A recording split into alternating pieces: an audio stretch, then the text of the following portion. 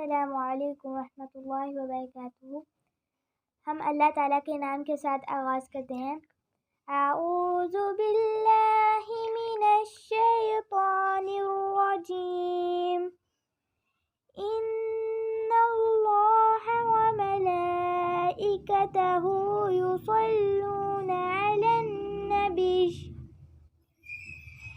یا ایہا الذین آمنوا صلوا علیہ وسلموا تسلیما۔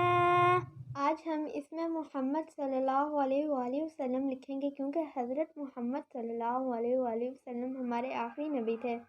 وہ بچوں سے بہت زیادہ پیار کرتے تھے، تو آج ہم بھی ان کی محبت میں ان کا نام لکھیں گے۔ آپ بھی ضرور لکھیے گا۔